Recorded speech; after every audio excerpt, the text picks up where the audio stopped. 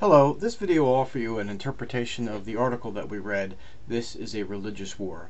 This article was taken from the New York Times in October of 2001, less than a month after the 9/11 attacks, and I think it provides us a great example of a well-balanced, well-written essay that is, although direct, has many different levels to it, and in analyzing it you can see the way in which a thesis statement can be written and supported with definite, clear, specific information, and in the process a description can be offered to explain all parts, all facets of a particular issue, and look at it in different levels, but still all offered in support of the thesis. So we look at the way the writer starts here by talking about the response to 9/11, and he's congratulating it in a way. He says, perhaps the most admirable part of the response to the conflict has been a general reluctance to call it a religious war. And this serves its purpose, because what he's going to do is come out and say, okay, this is a religious war. But he starts off by saying, hey, it's good that we're coming out and not really stating it as a religious war, not to inflame the conflict itself. But then he says, okay, the only problem with this is that this is a religious war, and that there's a religious dimension to the conflict. And what does he offer to prove that? Well, he said that he talks about the words of Osama bin Laden, that they're sort of laden with this religious argument, with theological language. He talks about the Taliban regime being a repressive, religiously fanatic regime in Afghanistan, and he even talks about Saudi Arabia's rulers and other Muslims in the Middle East who aren't really coming out loud. They're not denouncing these acts. So in their silence, they might be sort of approving them. And that's really the point here. He's saying this is a religious war, and he wants to, the author closes off this paragraph by saying, okay, yeah, this is not the Islamic religion that we celebrate. It's not Islam's glorious and civilized and peaceful past, but just the same, it is a radical fundamentalist part of Islam. And that's where he gets to his thesis here, is, in a sense, this is surely a religious war. That's the thesis statement. And he's going to take the whole essay describing why this is a religious war, and he makes a real particular point to say it's a particular type of religious war. It's not of one religion against another. It is rather a war of a type of religion against another type of religion. It's a war of fundamentalism against any type of religion that's at peace with freedom and modernity. That's where it is. It's not between different faiths. It's between faith and fundamentalism, or between modernity and fundamentalism. And notice how he ends this short paragraph ends very well. It ends with sort of a conclusion to the thesis statement. They are our new wars of religion. These religious conflicts between fundamentalism and modernity. These are our new wars of religion, and their victims are likely going to mount with each passing year. So having said this, that this is a religious war, he's now going to go on and make the case. And this is where he begins to talk about Osama bin Laden and describing this as a crusade. And he gives some quotes here to show this is a call to wage war against America. And he'll go on and give a couple of examples. And the fact that he uses this language shows something about bin Laden. And he also shows that it's not true. There's examples here of America being working in the Middle East in a way that's defending Muslims. But nonetheless, bin Laden can use that language. And he's doing it because it will cause a reaction. He goes on to say, we can't know the precise motives of bin Laden, but we do know that he would not use these words if he did not think they'd have salience among the people he wishes to inspire and provoke. That bin Laden is using these words, calling on this religious crusade, because he knows that there are people out there that will respond to it. This form of Islam, this fundamentalism, is not restricted to bin Laden alone. And then there's a bit of a little bit of a transition here, because having said that bin Laden is using religious language, and having claimed that bin Laden is using this religious language because he knows people will react to it, now the author has to show, okay, why is it that bin Laden believes that people will react to it? And to do that, he has to talk about the history of Islamic fundamentalism. And that's where this transition occurs, where he says the roots lie in an extreme and violent strain of Islam that emerged in the 18th century. This paragraph here shows the historic connection, because he talks about the 18th century, but then he ends up with the World Trade Center massacre and following things along an historic path. Then the author looks at the Quran himself, then the author looks at the Quran itself, showing the way the language of the Quran can be used to promote this sort of Islamic fundamentalism. But at the same, having said that, then the author has to show, well, this is not limited to Islam, that Christianity has this as well. The use of religion for extreme repression and even terror is not, of course, restricted to Islam. For most of its history, Christianity has a worse record. He claims that there's been more bloodshed by Christianity than other religions. But he ends this section here by saying, okay, we don't want to denigrate religion as such. We don't want to totally, knock religion because of this fundamentalist nature of it. But we can't deny that religion is part of it. So where should we go then? And he says, okay, what we should do then is try to understand. Now that we've acknowledged that religion is responsible for this, we have to figure out how it is that religion is at the heart of this. And he has a transition here to give you, as the reader, the sense that he's moving in a different direction, having made his case that religion is at the heart of the conflict, and that is a special part of religion, which is fundamentalism. Now he'll transition and say, okay, the first mistake here is to condescend to fundamentalism. So what he's doing is sort of giving us a warning, saying, hey, look out, don't be fundamentalist yourself. And then he'll make an argument to say, hey, look how easy it is to be fundamentalist. Hey, it has attracted millions of people. Fundamentalism is a strong force. Why? Well, because it elevates and comforts. It is, there's some other strong language here, it's exhilarating and transformative. And it works. It makes sense. It's logical. The logic behind fundamentalism is impeccable. Because what it does is it embraces a literal truth. It takes an interpretation of the world without any human interpretation necessary. So if you believe it, if you believe fundamentalism literally, it's going to give you a chance to get sense of your life. It's going to attract those people who are lost in the disorienting world. The world is a scary place. Things happen out of the blue. Accidents happen. You can't explain your life. But fundamentalism will give you a complete explanation to your life in a nice, logical way that can't be questioned. But that is a part of the fundamentalism that causes a problem. In a world of absolute truth, in matters graver than life and death, there's no room for dissent. There's no room for theological doubt.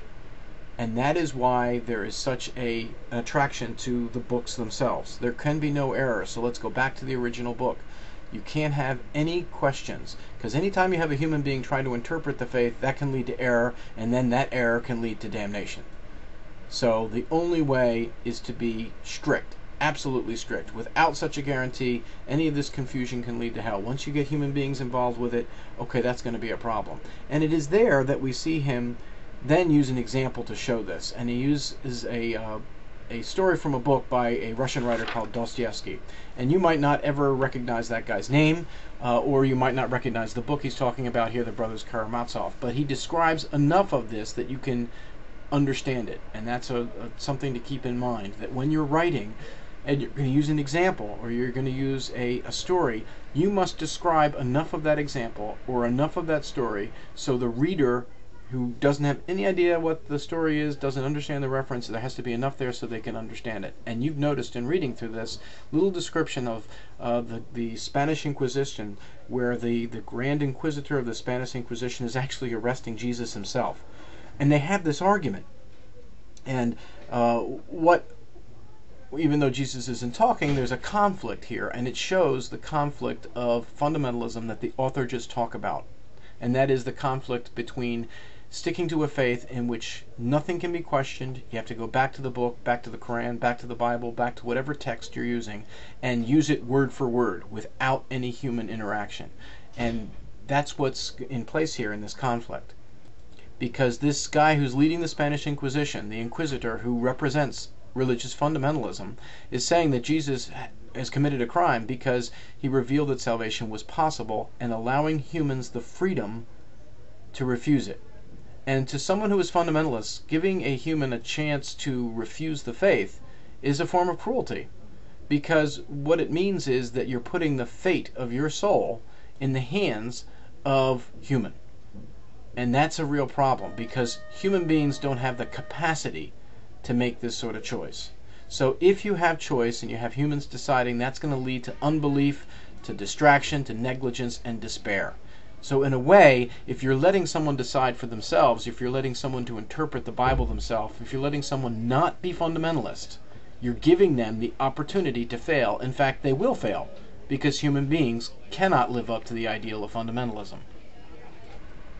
And it's in this section where the author is sort of hitting the end of section 2, because what he's saying is the essential nature of fundamentalism that makes it so dangerous. And he's talking about human beings, that human beings are pitiful creatures. They're not concerned with only what one or the other can worship, but they need to find something that they all can believe in. What is essential, and this is an essential element of fundamentalism, is that everybody must be together in it. And he closes by saying, the craving for community of worship is the chief misery of every man individually and all of all humanity since the beginning of time. Then he'll go on and show this in action. He says that this is the voice of fundamentalism, that idea that we all have to be in this, that faith cannot exist in a single person, and then describes the way that Christianity used fires in the Inquisition, the idea that someone can be capable of killing someone else by using fire, by sponsoring these executions and using fire, but the idea is, well, the person that's being killed, they're better off for it.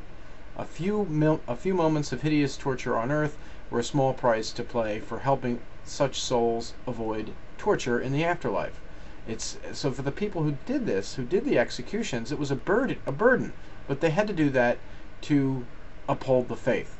And then he'll go on to say how this happens with the Taliban. This is the authentic voice of the Taliban. We have to use violence because it ensures that the faithful can worship together, because they will together go against those who do not worship.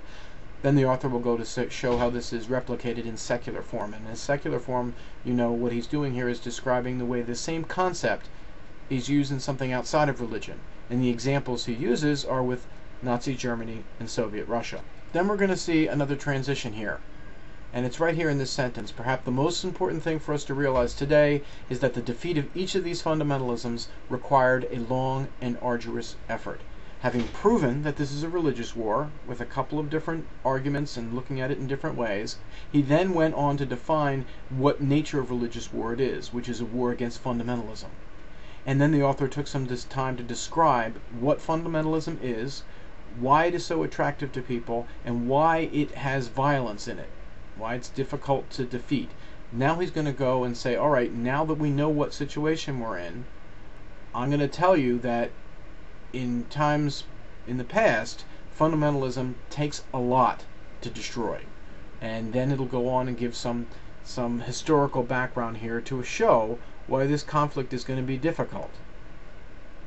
So he'll then talk about Christianity and show that it took the Christians a while to realize that fighting someone doesn't make sense. It took a long time for Christians to realize the futility of fighting to the death over something that is beyond human understanding and so immune to any definitive resolution. It took a lot of violence. It took a long period of time for Christianity, at least in this author's argument here, to understand it doesn't make sense to kill somebody over something that really can't be argued. It's something beyond human understanding and immune, which means it cannot get any sort of definitive resolution. And then he goes on to say, well, there's been no such educative conflict in the Muslim world, that it hasn't happened in Islam yet. He says here the lessons of Europe and its bloody history have yet to be absorbed within the Muslim world. But it's interesting here, he'll say, okay, this is going to be a long conflict, and it took Christianity a long time, and in the Muslim world this hasn't been confronted yet. But then he'll say, but wait a minute, even though Christianity is past this stage, it isn't completely past this stage, because now he's going to talk about America. He's sort of saying, hey, watch out. Fundamentalism keeps coming back in America. There is still that fundamentalist temptation, because as modernity advances, the certitudes of fundamentalist faith are something that offers comfort. As you get a more modern world, as technology happens, as things get more, seems to get busier, as things get more uncertain, then there is more of an attraction to something that offers certitude, that offers something that it can be completely trust. So then he'll talk a little bit of history here and talk about fundamentalists in America, how they've had their zeal intensified, and how they've been able to put politic and religious authority together. Then he says, okay, it's a good thing that there hasn't been violence in this, though there have been some murders of abortion providers and things like that, but it's not something on the order of the World Trade Center massacre, but it is the same logic. If faith is that strong, and it dictates a choice between action or eternal damnation, then violence can be easily justified. So what's going to be this struggle? Why is it going to take a long time? Because logically it makes sense to turn to violence. So in fact it makes so much sense, in retrospect we should be amazed that there hasn't been more violence. And he'll go further to talk about modernity and tolerance. So, if you take your beliefs from books that were written, more than 1,000 years ago, then every step forward in tolerance or step in acceptance and different cultures and different ideas, it's going to seem as something that is even more of a sin, just a complete blasphemy. It talks about polygamy here. If you believe that women should be in polygamous relationships, and you go to a place like Manhattan, it must seem like Gomorrah. It's a place that's totally overrun with sin. If you think that homosexuality is a crime that's punishable by death, then if you go to a country that's considering same-sex marriage, it's something that is Sodom, making a reference to a biblical reference to a place that's completely overrun with sin. The author even then uses that Jerry Falwell example of what he said in the wake of 9/11, sort of blaming Chris, can you go to the sort of blaming organizations like the ACLU and the People for the American Way, and talking about gays and lesbians, that they are somehow responsible for the 9/11 attacks, that you helped this happen. And now, after the author has shown the attraction of fundamentalism and the way in which fundamentalism easily can bring in violence, and showing that how that's going to make a long conflict, the other thing he's going to add here is that fundamentalism offers a sort of a comfort to insecurity, and that's another reason why it's attractive, and another reason why it's going to be difficult to defeat, particularly with Islam, because he's going to say that Muslims know that the era of Islam's imperial triumph is long gone. He's going to talk about the age in which the Islam was sort of a superpower, and that its time is past. And that's the thing that bin Laden has trouble with. What is truly evil and unacceptable to an Islamic fundamentalist is the domination of infidels, meaning anyone who is not Islamic, over true believers. And that's one of the problems, which is why when you look at the establishment of the State of Israel, that is seen as an infidel country in Muslim lands. There's an interesting transition here also, and you notice with this line, I cannot help thinking of this defensiveness when I read stories of suicide bombers sitting poolside in Florida and racking up a $48 vodka tab in an American restaurant. He's talking about the conflict here between modernity and comfort in the modern world and this sort of ancient religion and stuff that's not included in it. And that use of language, I cannot help thinking, is different than any of the language he's used before. It's the first time he gets personal. And for the reader, that shows, hey, wait a minute, there's a transition here. And it's pretty interesting because he's saying that for the suicide bombers themselves, they're going through an internal conflict. Do they fight, or do they just enjoy the modern age, enjoy drinking, enjoy the comforts of modern life? So, instead of being tempted by the modern world's culture, they have to strike against it. And in that way, these people are acting out an internal conflict. And that's what bin Laden's talk about, the transition of American culture into the heart of what bin Laden calls the Islamic nation. And by Islamic nation, he means several countries. It's the entire nation of Islam, the Islamic faith as it appears throughout the Middle East and I guess into Asia as well. But that transition of American culture, the idea of the comforts of modernity, that is something that requires only two responses. You can either capitulate, give in to this sort of unbelief, or you can strike against it. And that's the thing that we're dealing with in fundamentalism. But here, he says, okay, America is the best place to have this fight. Why? Well, religious fundamentalism is not only familiar to the Founding Fathers, it was something that they dealt with as part of our the birth of this country. And using a great reference here with England's Taliban, Oliver Cromwell, he talks about the Puritans leaving England because they wanted to pursue religious freedom.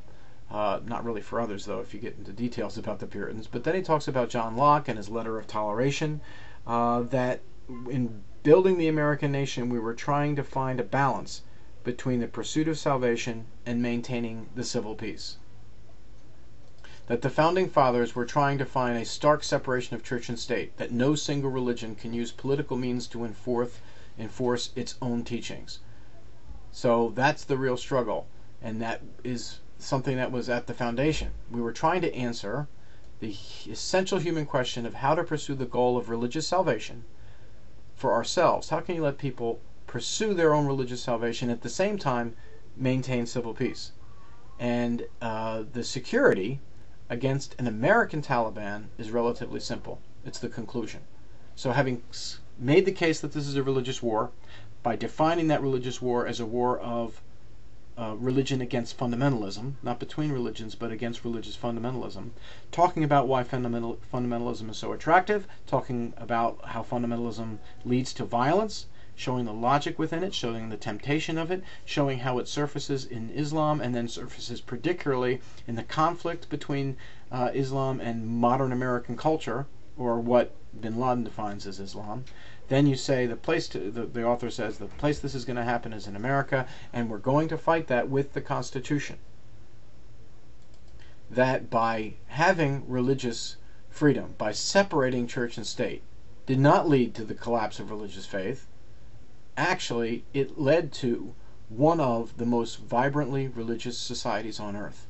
Remember that conflict between the Inquisitor and Jesus in Dostoevsky's Brothers Karamazov? It is the Inquisitor who says, if you give humans choice, it will lead them to a life of misery. But here the Constitution is showing that that is not the case. And in fact, that is why the author claims that bin Laden has focused on America. No other country has achieved this, religious freedom and religious salvation. So it's this achievement that the Taliban and bin Laden have now decided to challenge. It is a living, tangible rebuke to everything that they believe in. And that's where we see the transition into the end of the essay, where he says, that is why we're facing a momentous and grave of the last major conflicts. He says that this is the same as the conflict of the fight against Nazism and communism, and why it's not hyperbole, which means not an exaggeration, to see it in such epic terms. But it's also going to be really difficult, because as he points out, Islamic fundamentalism is based on a glorious civilization and a great faith. It is part of a religion of 1.5 billion people. But it can harness and co-opt and corrupt true believers if it has a toxic enough environment. And that might be in the Middle East, or among those people who resent Western success and this accommodation to modernity. So what the author is saying here is, and this is what's going to be difficult here, is we have to defeat this without defeating or even opposing the great religion that is nonetheless extremely inexperienced in the toleration of other ascendant and powerful faiths. So really, we're looking at something that is going to be extremely delicate and extremely difficult to separate Islamic fundamentalism from Islam itself. And that's why he ends here in a way with a little bit of patriotism by making a reference to the flag. But even though he references it, says it really isn't what we should be attached to. In a sense, the symbol of this conflict should not be Old Glory, and the use of Old Glory is different than the flag. That word is chosen by design. However stirring it is, what is really at issue is the simple but immensely difficult of the separation of politics and religion. We are fighting not for our country or such for our flag.